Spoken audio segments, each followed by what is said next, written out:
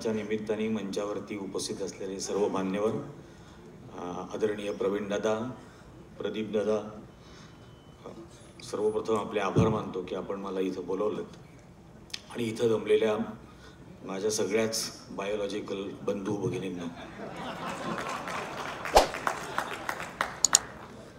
गांधींच्या स्वप्नातील भारत, तर याच्यामध्ये ॲक्च्युली रवींद्रनाथ टागोरांची एक कविता आहे आणि ती कविता गांधींचं भारताबद्दलचं स्वप्न सांगणारी आहे. जी कविता अशी आहे, चित्त जहाँ भयविहीन शीर्ष जहाँ उच्च रे, चित्त जहाँ भयविहीन शीर्ष जहाँ उच्च रे, सत्य का गंभीर जहाँ वाणी का उत्सरे, ज्ञान जहाँ मुक्त रे, भेद ओ प्रभेदमयी कुंचित दीवार बिच, घिर घिर कर जगत जहाँ नहीं खंड खंड रे. हा गांधींच्या स्वप्नातला भारत होता, जिथं प्रत्येक माणूस हा भयमुक्त असेल, त्याची ताठ मानेनं तो जगू शकेल, इथं ज्ञानमुक्त असेल, इथं सत्याचं गांभीर्य असेल ज्या देशामध्ये, आणि कुठल्याही भेदाभेद या माणसांमध्ये जिथं नसेल, तसा भारत गांधीजींना अपेक्षित होता. आज तसा आहे का, हा आपण आपल्याला विचारण्याचा प्रश्न आहे की त्या स्वप्नातला भारत आज आपल्याला आजही हवासा वाटेल आपल्यासारख्यांना, पण त्या दिशेने आपण काही केलंय का की समोरचा माणूस भयमुक्त असावा, निर्भीड असावा, यासाठी आपण काही करतो आहोत का? व्यवस्था आणि सरकारला तर तुम्ही घाबरलेलेच पाहिजेत आणि ते कसोशीने प्रयत्न करतायत की या देशातला माणूस हा जास्तीत जास्त भयग्रस्त असेल, तो गुडघ्यावर टेकलेला असेल, आर्थिकदृष्ट्या त्याला इतका बेजार केलेला असेल. कारण या फॅसिझमच्या गरजा आहेत, मूलभूत गरजा आहेत की माणूस हा आर्थिकदृष्ट्या दुर्बल असावा, तो सरकारच्या दयेवर असावा, म्हणजेच तो एकाधिकारशाहीचं, हुकुमशाहीचं काय असेल, जेवढं म्हणणं असेल ते तो मान्य करेल. आणि याचे त्यांनी असे अनेक प्रयोग करून बघितलेत. आपल्याला नोटबंदीचा काळ आठवत असेल, रोज नियम बदलत होते, रोज 2-2, 3-3 वेळेला नियम बदलत होते. कधी 2,000 रुपये भरा, मग 4,000 रुपये बदलून मिळतील, मग बोटाला शाई लावली जाईल, वाटेल ते करत होते. आपण सगळं सहन करायला तयार होतो आणि ते सहन करत होतो. तर हा तो प्रयोग होता, लोकांना आर्थिकदृष्ट्या इतकं अपरिहार्य लाचार करून ठेवायचं.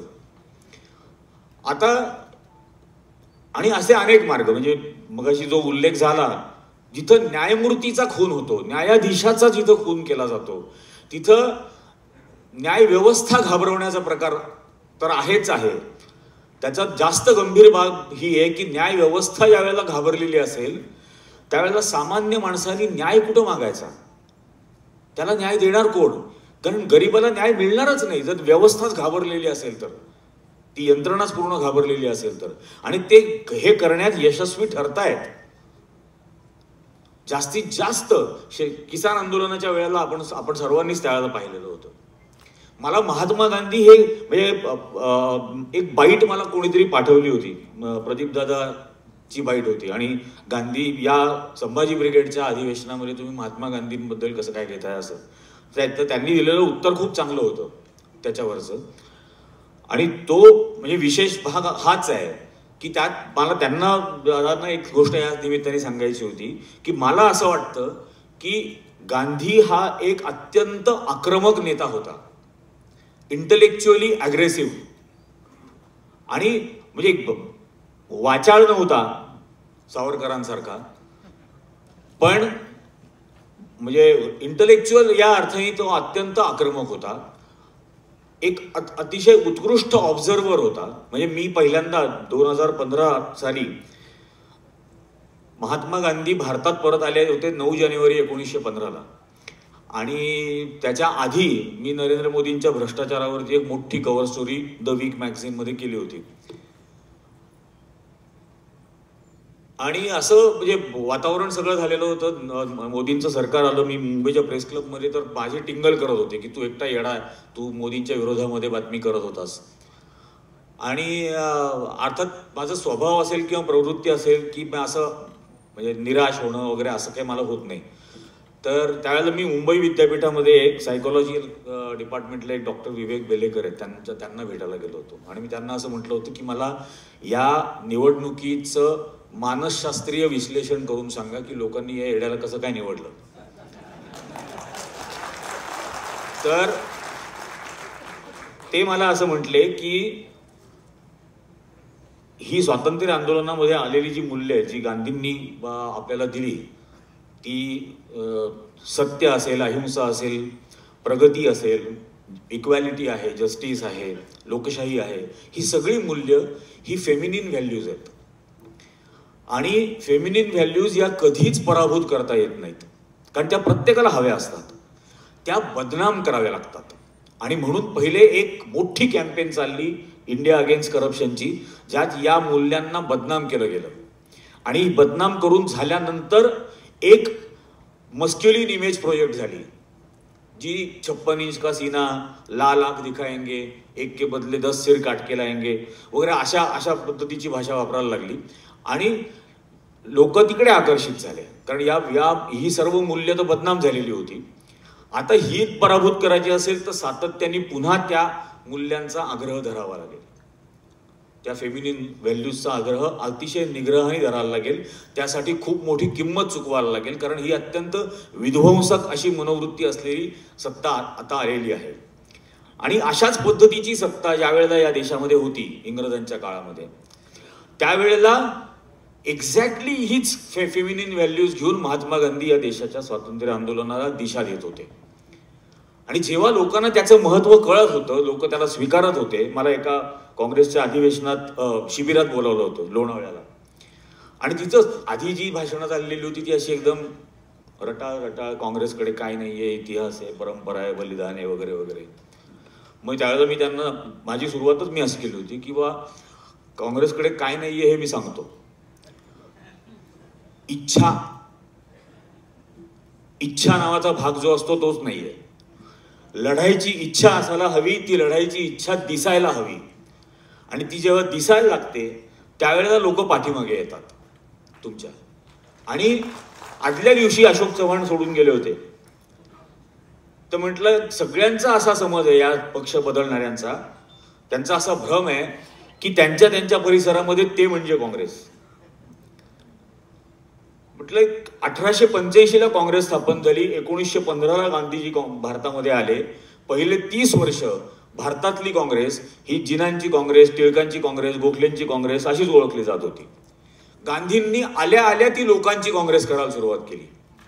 आणि जसजशी ती लोकांची करायला सुरुवात केली, जसजसं लोक तिला स्वीकारत गेले, तसतसं या सगळ्या प्रस्थापितांच्या हातातून हा देश निसटायला लागला. इंग्रजांच्या हातातून, उच्चवर्णीयांच्या हातातून, हे जे आज धर्मांचं मार्तंड करू पाहत आहेत त्या सगळ्यांच्या हातातून हा देश निसटून गेला.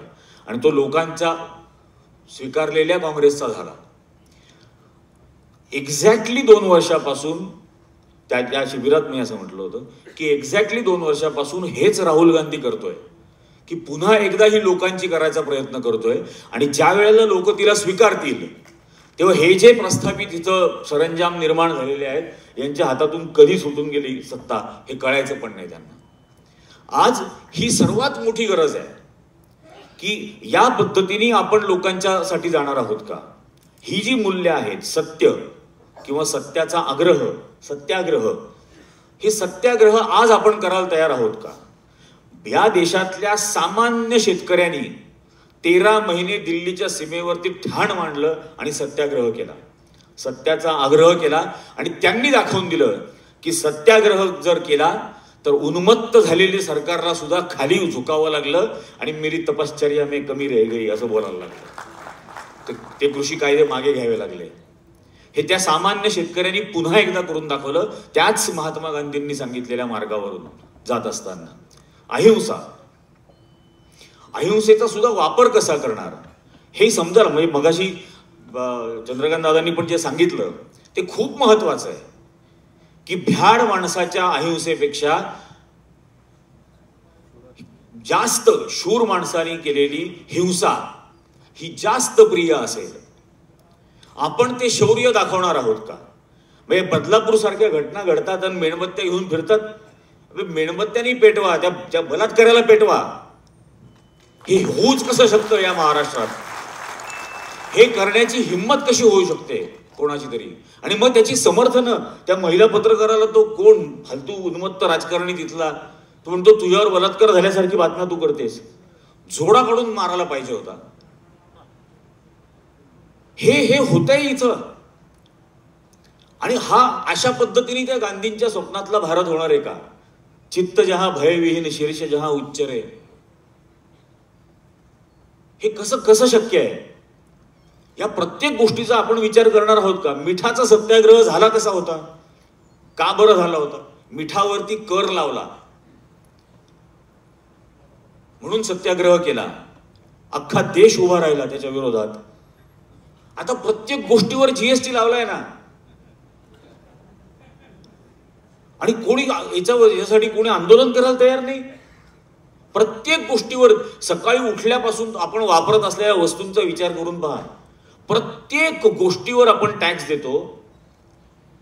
आणि पुन्हा यांच्यातले ते नवीन कॅटेगरी त्यांनी जी निर्माण केली आता संघवाल्यांनी, की टॅक्स पेअर आणि नॉन टॅक्स पेअर. टॅक्स पेअरच्या पैशाचं हे, टॅक्स पेअरच्या पैशातून तो शिकतोय. अरे म्हणजे काय? भिकारी सुद्धा टॅक्स देत असतो. तो 5 रुपयाचं बिस्किटचं पुडा जेव्हा विकत घेतो त्यावर तरी तो टॅक्स देत असतो. ही कुठली नवीन पद्धत केलेली आहे? आणि प्रॉब्लेम सगळा इथंच आहे. कारण गांधी एक छोटीशी गोष्ट आहे. पृथ्वी सिंग नावाचा एक क्रांतिकारक होता कानपूरला, आणि त्या पृथ्वी सिंग हा 6.5 पावणे 7 फूट उंच, धिप्पाड शरीराचा, अत्यंत आक्रमक.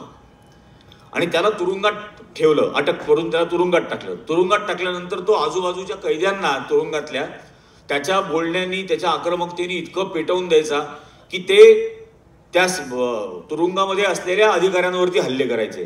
तर आता याचं करायचं काय म्हणून त्याला हातापायामध्ये बेड्या घालून रेल्वेनी घेऊन जात असतात आंध्र प्रदेशला, की याला अशा ठिकाणी घेऊन जाऊ जिथं याची भाषाच कोणाला कळणार नाही.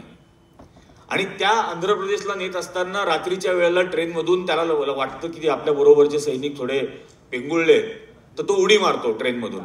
आणि ट्रेनमधून उडी मारल्यानंतर त्या जंगलात धडपडत खुरडत असा तो जात असतो. एका ठिकाणी त्याला अशी वस्ती दिसते, त्या वस्तीपाशी जातो आणि त्यांच्याकडे मदत मागतो.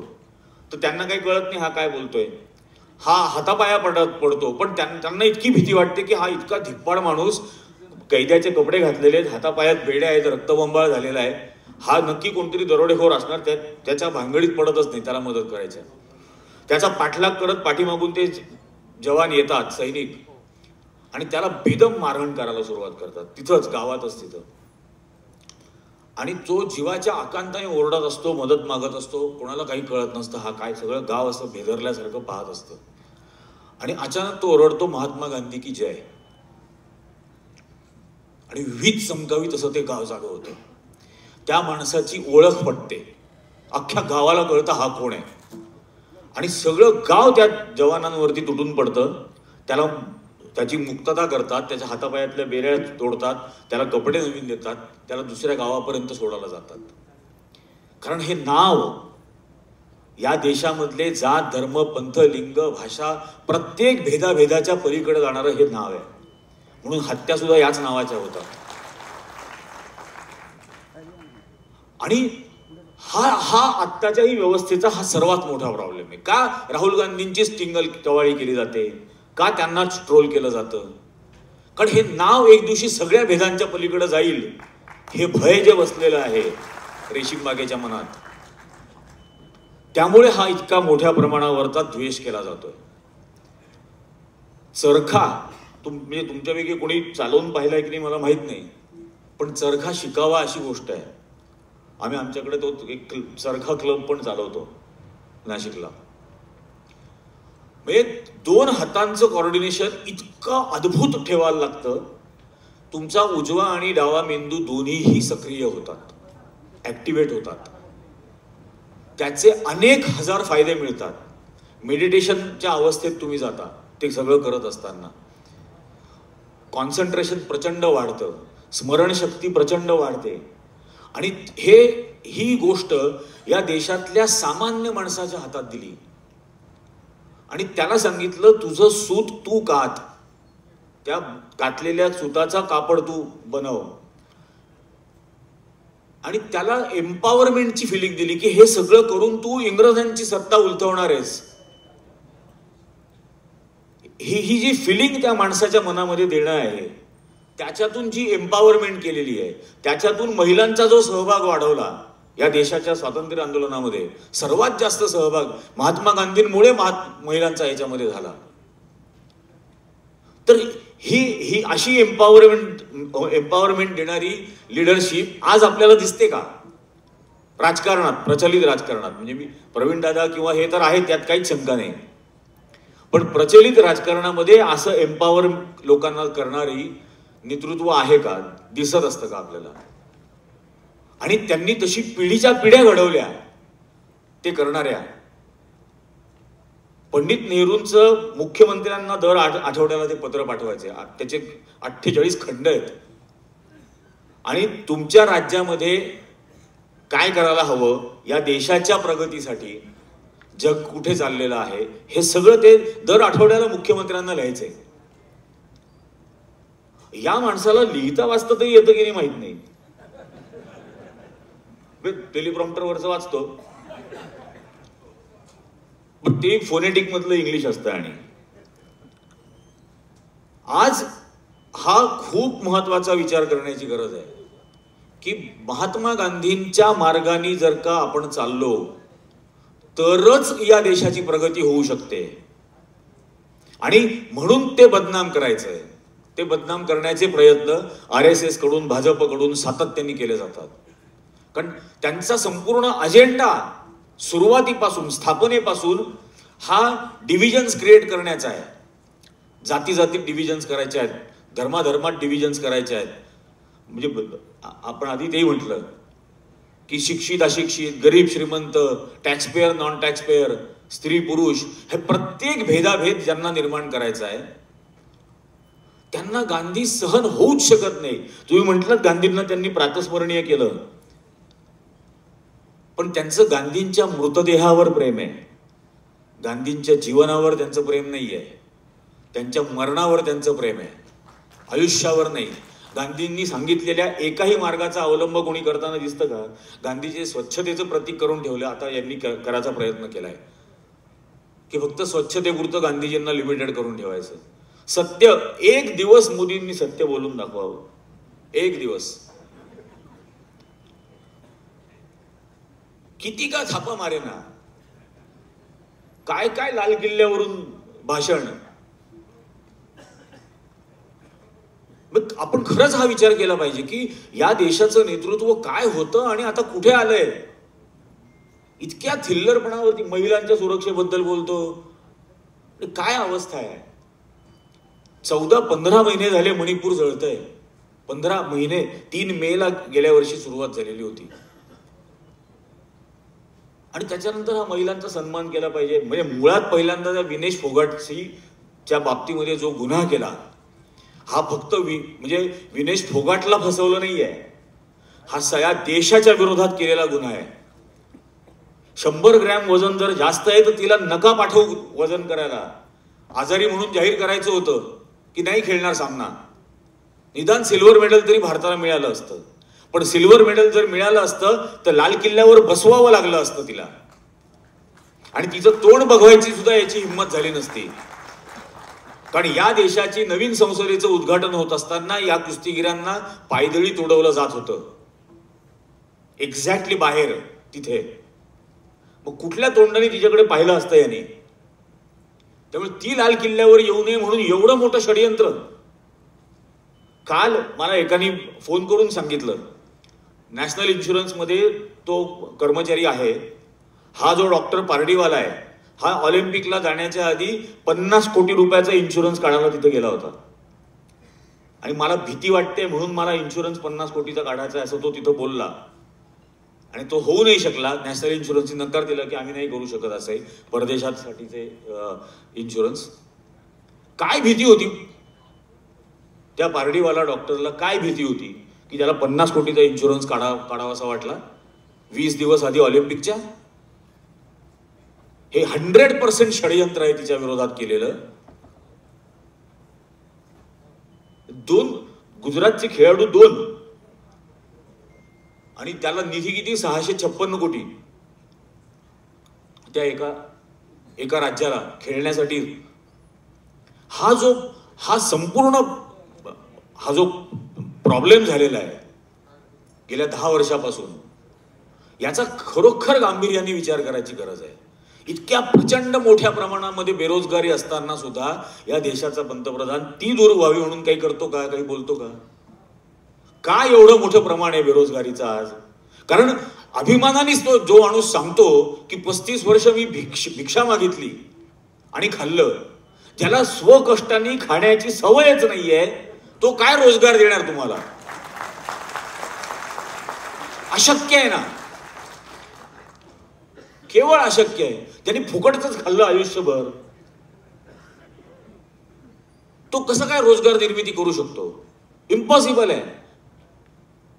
ती अर्थमंत्री जर खुशाल सांगत असेल की मी कांदाच खात नाही, ती काय कांदा उत्पादकाला, माझ्या नाशिक जिल्ह्यातल्या शेतकऱ्याला न्याय देणार आहे?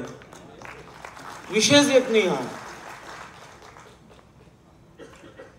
आणि मग पुन्हा पुन्हा आपण याच विषयाकडे येत राहतो की मग या उन्मत्त झालेल्या व्यवस्थेच्या विरोधात करायचं काय? तर एकमेव मार्ग हाच आहे गांधीजींचा, सत्याग्रह. निर्भीडपणाने बोलायचं. काय एक जन्म मिळालेला आहे, माझा काय पुनर्जन्मावर वगैरे विश्वास नाही, देवावर नाही, धर्मावर नाही, काहीच नाही. थोतांडे आपण ते होऊ देणार आहोत का? किती म्हणजे काय काय गोष्टी घडतायत. त्या शाहरुख खानच्या मुलाच्या मैत्रिणीच्या बुटाला 6 ग्रॅम गांजा लागला होता म्हणून आर्यन खानला पकडलं. 6 ग्रॅम गांजा तिच्या बुटाला लागलेला होता म्हणून. मी तेव्हाच म्हटलं होतं की नाशिकलाही आम्ही एकदा दाखवतो कसा टनाटनाने गांजा ठेवला जातो, टन टन. कुंभमेळ्याच्या वेळेला एखाद्या मुलींनी काय हिजाब घातला तर त्याच्या विरोधामध्ये आंदोलन, तिच्या विरोधामध्ये काय दगडफेक करणार. आमच्याकडे नागडे फिरतात कुंभमेळ्याच्या वेळेला, रस्त्यावरून नागडं फिरायची त्यांना परवानगी आहे. एखाद्या मुलीला, त्या मुलीला आपलं डोकं जर झाकायचं असेल तर त्याची मात्र परवानगी नाही. या अवस्थेपर्यंत आपण येणार आहोत का? रादर आलेलो आहोत, आता तरीच उठणार आहोत का याच्या विरोधात? काय काय होत राहणार आहे?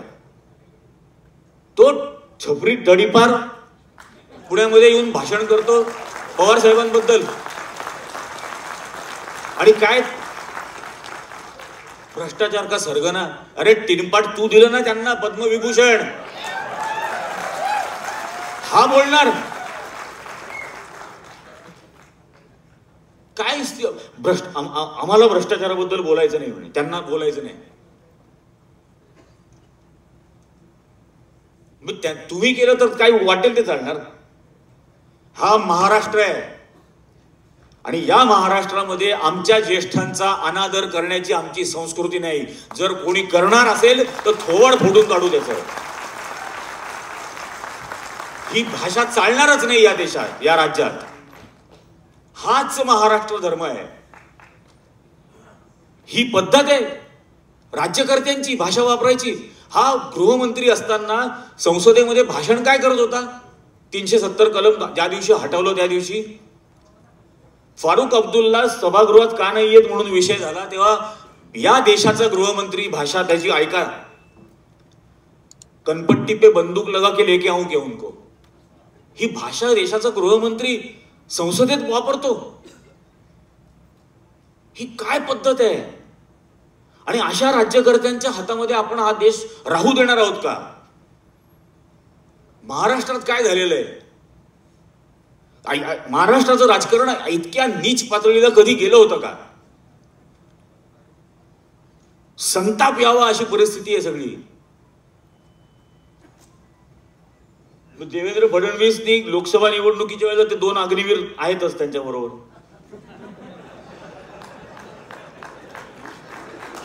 आता आणखीन 2 जॉईन होणार आहेत.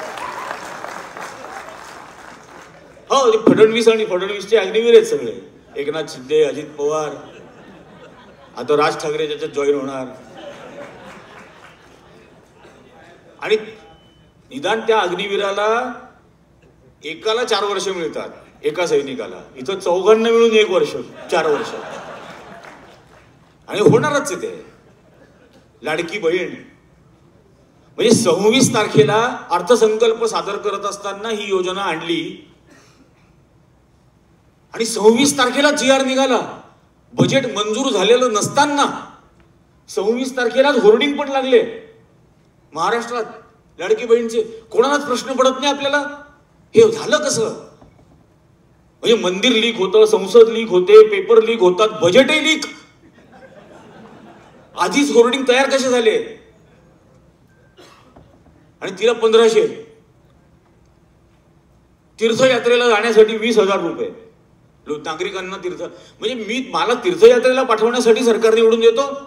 माझ्यावर तीर्थयात्रेला जायची वेळ येऊ नये म्हणून सरकार निवडून देतो.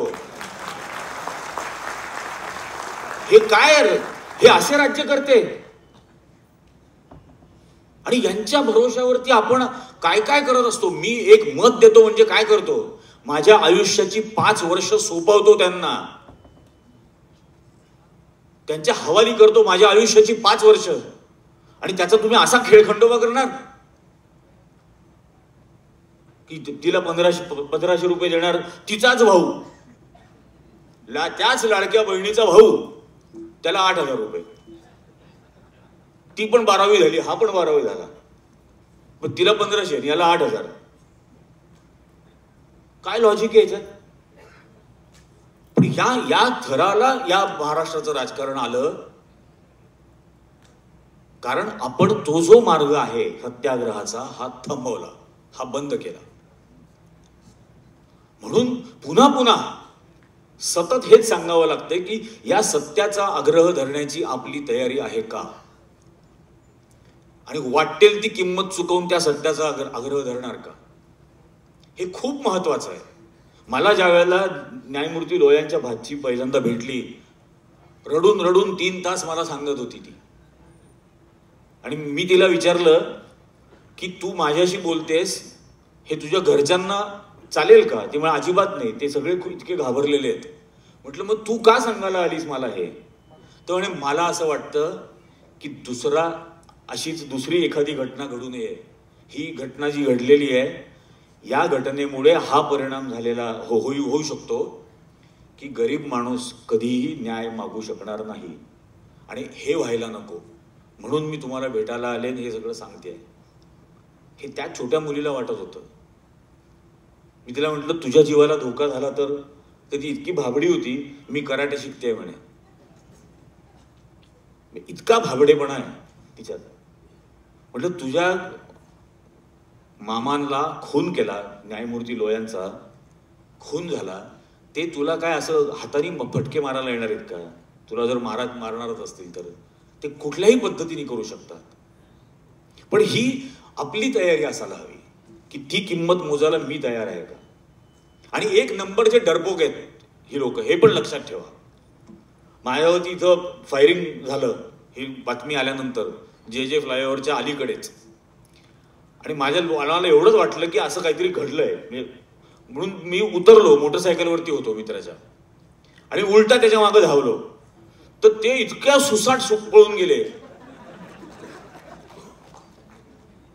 म्हणजे हा आपण पुन्हा म्हणजे ती अशा अर्थाने जे म्हटले मगाशी चंद्रकांत दादा सुद्धा की अहिंसा म्हणजे घाबरट आहोत म्हणून अहिंसा नाही, हिंसा करण्याची पूर्ण ताकद आहे. आणि मग मी अहिंसा बद्दल बोलतोय तर त्याला काहीतरी अर्थ आहे. आज मी माझ्या बरोबरच्या लोकांना ती एम्पॉवरमेंट देणार आहे का, ती फिलिंग देणार आहे का की नाही हे केल्यामध्ये तू एम्पॉवर आहेस.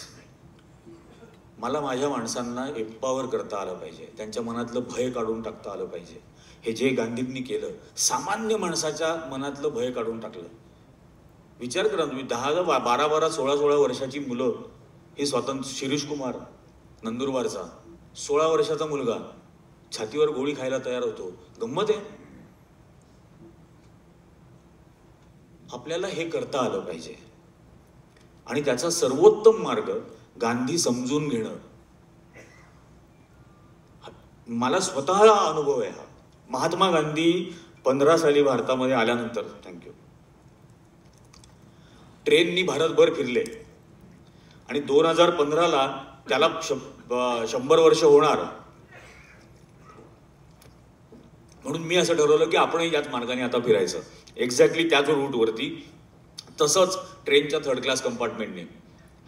आणि 16,432 किलोमीटर मी ट्रेनमधून फिरलो होतो एकूण, आणि हजारो लोकांची गप्पा ट्रेनमध्ये मारायच्या जनरल क्लास कंपार्टमेंटनीच.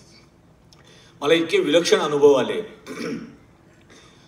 मुघलसराय स्टेशनला, मी वाराणसीहून पटण्याला चाललो होतो, मुघलसराय स्टेशनला सकाळी सकाळी ट्रेन थांबली आणि ट्रेनमध्ये 10-12 मुलं चढले. मुघलसराय म्हणजे आता त्याचं नाव बदललंय, दीनदयाल उपाध्याय असं त्या स्टेशनचं नाव दिलंय, कारण त्यांचा खून तिथं झाला होता. हो, आणि संघाने एक सत्यशोधन समिती बनवली होती. त्या सत्यशोधन समितीचे प्रमुख बलराज मधोक होते आणि बलराज मधोकांनी असा रिपोर्ट दिला की दीनदयाल उपाध्यायांचा खून हा अटल बिहारी वाजपेयी, नाना देशमुख आणि बाळासाहेब देवरसांनी केला. आणि नरेंद्र मोदींनी ज्याचा खून झाला त्याचं नाव दिलं रेल्वे स्टेशनला, आणि ज्यांनी खून केला त्यातल्या दोघांना दिलं भारतरत्न. आणि तिथं ती मुलं ट्रेनमध्ये चढली. त्या ट्रेनमध्ये चढल्यानंतर त्यांचा असा गोंधळ चालू होता, तर मी असा तिरका झालो, खाली बसलेलो होतो आणि फोटो काढायला लागलो. तर त्यांनी मला विचारलं, ए क्या कर रहा है? तर म्हटलं तस्वीर ले रहा हूं. क्यों? तर म्हटलं मैं पत्रकार हूं. पत्रकार हूं म्हटल्यानंतर ते असे लोंबकळत 5-6 जण माझ्यापाशी आले आणि बसले, आणि ते माझ्याशी गांधी नेहरू, गांधी पटेल, गांधी जिना, गांधी सावरकर असं सगळ्या गप्पा मारायला लागले. त्यात एक मुलगा होता मिथुन सिंग नावाचा, जो सकाळी कॉलेजला जायचा आणि दुपारी कन्स्ट्रक्शन साईटवरती गवंड्याचं काम करायचा. तो मला म्हटला की बाबूजी, गांधीजी मर गए ऐसा मत बोलो, गांधीजी जिंदा है. ही नोव्हेंबर 2014ची गोष्ट. तर मी म्हटलं की तुम ऐसा क्यों सोचते हो कि गांधीजी जिंदा है? तो देखिए, गांधीजी के हत्यारे के प्रशंसक तो पहले भी थे, अब तो सत्ता में आए हैं, लेकिन फिर भी इन प्रशंसकों में से किसी की भी हिम्मत नहीं हुई अभी तक कि अपने बच्चे का नाम नथुराम रखे. और जब तक वो शर्म और हया जिंदा है तब तक गांधी जिंदा है. तर आणि मला असं तो इतका पॉवरफुल थॉट असा धाडकन अंगावर कुसळल्यासारखं झालं की हा इतक्या सामान्य कुटुंबातला मुलगा, सर्वात गरीब कुटुंबातला, ज्याच्याकडं म्हणजे गवंड्याचं काम करतो, ज्याच्याकडे मोबाईल नाहीये, वायफाय नाहीये, स्मार्टफोन नाहीये, कुठल्या मॉडर्न लायब्ररीची मेंबरशिप नाहीये, हे याचा ओरिजिनल थॉट आहे गोष्टीकडे बघण्याचा. हा याचा ओरिजिनल विचार आहे. याच पिढीमध्ये इन्व्हेस्टमेंट करायला हवी, आणि ती जर करू शकलो, त्यांच्या मनामध्ये जर गांधी असा रुजवू शकलो, तर हे फॅसिस्ट काय, हजारो फॅसिस्ट येण्याचा प्रयत्न जरी झाला तरी भारतावर राज्य करता येणार नाही. म्हणून गांधी शिकवणं अत्यंत गरजेचं आहे, आणि गांधीचा अंगीकार करणं त्यांनी सांगितलेल्या मार्गाचा, आणि तो सर्वात महत्वाचा हाच सत्याग्रह. बाकी सगळ्या गोष्टी आहेत. अत्यंत प्रॅग्मॅटिक माणूस होता, अत्यंत प्रॅक्टिकल माणूस होता, यात काही शंका. म्हणजे स्वतः नॉनव्हेज खायचे नाही. त्यांच्या आश्रमामध्ये एक दिवशी तक्रार करत सेवाग्रामलाच एक जण आला की आपल्या आश्रमामध्ये मटण करायची तर परवानगी नाहीये. त्या खान अब्दुल खान, गफार खानांच्या घरी त्यांच्या साठी रोज ते मटण खातात, बाहेरून डबा येतो.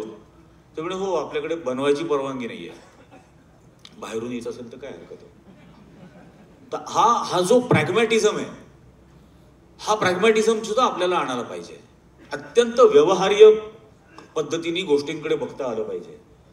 उगाच भावनेच्या भरामध्ये काहीतरी गोष्टी करायच्या, याला काही अर्थ नाही. भूतकाळाबद्दल एक वाक्य न बोललेला हा राजकीय नेता आहे. जगभरातले नेते तुम्ही काढून पहा, प्रत्येकाने काहीतरी पास्ट टेन्स मधली नॅरेटिव्ह तयार केलेली आहेत. आपल्या देशात सुद्धा गांधी कधीही पुराणांबद्दल बोलले नाहीत, रामायणाबद्दल बोलले नाहीत, कशाच बद्दल नाही, मेडिव्हल हिस्ट्री बद्दल नाही, कधीही नाही. कायम आज हा प्रॉब्लेम आहे आणि याच्यासाठी मी हे करणार आहे, आणि करायला सुरुवात करायची. कृतिशील हीच त्यांची भाषा होती, आणि मग लोक त्यात सामील व्हायचे. ही रियालिटी आहे आणि ही गरज आहे आता आपल्याला, की उगाच कुठल्या तरी नॅरेटिव्हमध्ये अडकण्यापेक्षा आज हा प्रॉब्लेम आहे, या प्रॉब्लेमचं सोडवण्यासाठी मी आत्ता हे करायला सुरुवात करणार आहे. हा गांधींचा मार्ग आहे, कृतिशीलतेचा मार्ग आहे.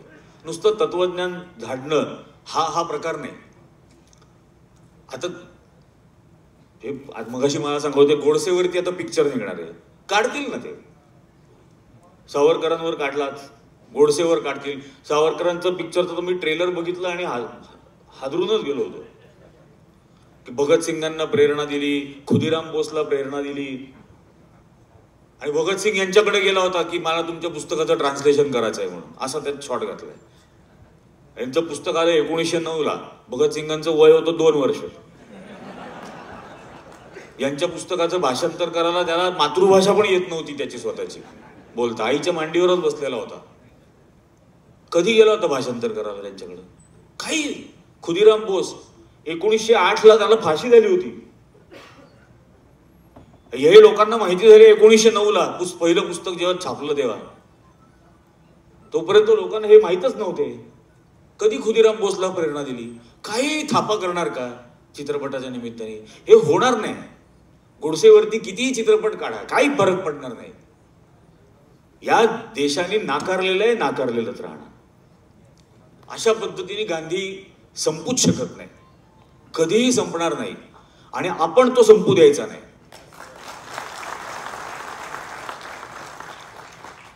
मला ती कविता खरंच इतकी आवडते. चित्त जहा भय विहीन शीर्ष जहा उच्चरे, सत्य का गंभीर जहा वाणी का उत्सरे, ज्ञान जहा मुक्त रे. आहे का मुक्त? ज्ञान मुक्त आहे. या ज्ञानाचं खाजगीकरण करून त्यांनी आता इतकं महागडं करून टाकलेलं आहे की गरीबाला तर मिळणारच नाही. मी रस्त्यावर पेपर विकलेत दादा, इयत्ता 4थी ते 12वी मी पेपर टाकायचो, आणि पेपर टाकत असताना मी शाळेत जात होतो. त्याच्यातून मी नंतर इंजिनियर झालो. आज पेपर टाकणारा मुलगा इंजिनियर होण्याचं स्वप्न सुद्धा पाहू शकत नाही. स्वप्नात सुद्धा तो पाहू शकत नाही. मी आहेच माझ्या सरकारांचा ऋणी, निर्विवादपणे. आज परिस्थिती काय करून ठेवलेली आहे. आणि म्हणून हा जो मार्ग आहे महात्मा गांधीचा, या प्रत्येक गोष्टीसाठी आपल्याला सत्याग्रह करण्याची गरज आहे. आणि तरच हे उन्मत्त सत्ताधीश, तडफडणवीस सारखे, हे आपण पुन्हा घरी बसवू शकतो. आणि हा खरंच म्हणजे हे लक्षात, बरेच जण असं बोलत असतात की मोदी आणि शहा यांचं काय करायचं, मोदी शहाचं काय करायचं. मोदी आणि शहा ही लक्षणं आहेत, आजार नाही. आपल्याला आजारावर उपचार करायचा आहे. आजार रेशीम बागेत आहे, त्या आजारावरती उपचार झाला पाहिजे. मला खूप जण, आता आज गांधींचा विषय होता म्हणून मी काही बोललो तरी त्याबद्दल मला बरेच जण म्हणतात की तू काही झालं की मोदी शहावरती का बरं बोलायला सुरुवात करतो. मी खोटं वाटेल, मला डायबिटीसच्या पुस्तकाच्या प्रकाशनाला बोलावलं होतं, आणि डायबिटीसच्या पुस्तकाच्या प्रकाशनाला पहिला 1 minute diabetes, 48 minute Narendra Modi, Amit Shah आणि RSS, आणि शेवटचा 1 मिनिट पुन्हा डायबिटीस. आपला अजेंडा फिक्स आहे 100%.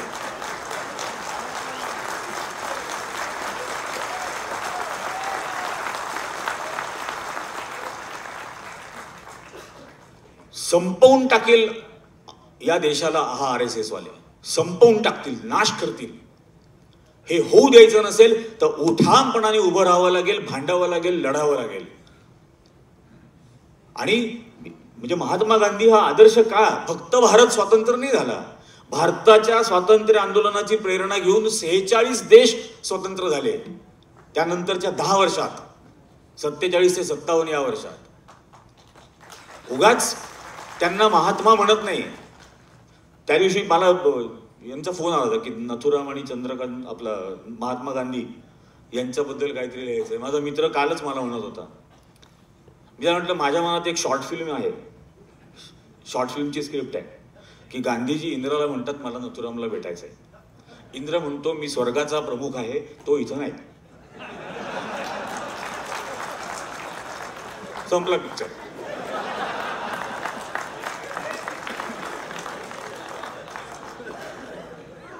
तर माझ्या मते आज संभाजी ब्रिगेडच्या या राज्यस्तरीय अधिवेशनाच्या निमित्तानं मला इथं प्रवीण दादांनी बोलावलं, मला खूप म्हणजे त्याच्याबद्दल आदर आहे. आणि मला एक आधी व्हॉट्सॲप आला होता बरं का, म्हणजे संभाजी ब्रिगेड दुसरी जी आहे त्यांनी एक पत्र पाठवलं, त्याच्यानंतर एकाचा फोन आला, तर तो दुसरा फोन तर मी घेतलाच नाही, की तुम्ही जाऊ नका म्हणे, या संभाजी ब्रिगेडच्या अधिवेशनाला तुम्ही जाऊ नका. तर मी त्याला काही उत्तर दिलं नाही, त्याने त्याच्या मेसेजला. नंतर पुन्हा एकाचा फोन आला, पहा बरं का, विचार करा म्हणे. तर म्हणतो तू ओळखतो का मला? तर म्हणे हो. म्हटलं अमित शहाच्या मागे लागलो ना तर 1000 कोटीचा खड्डा पाडला त्याला मी. जास्त मला धमकी बिमकी द्यायचा प्रयत्न करू नको, मागे लागेल तुझ्या. म्हटलं मला या अधिवेशनाला बोलावलं याबद्दल आपल्या सगळ्यांचे अगदी मनपूर्वक आभार. जय हिंद, जय भीम, जय महाराष्ट्र.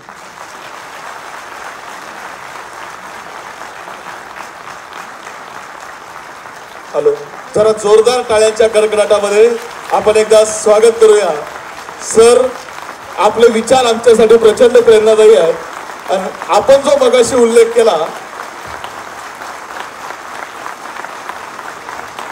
जोपर्यंत आपल्यासारखे मार्गदर्शक आमच्या तरुणांच्या पाठीशी आहेत तोपर्यंत मी पुन्हा येईन म्हणणाऱ्यांना मला मोकळं करा म्हणायची ताकद या सगळ्यांमध्ये आहे.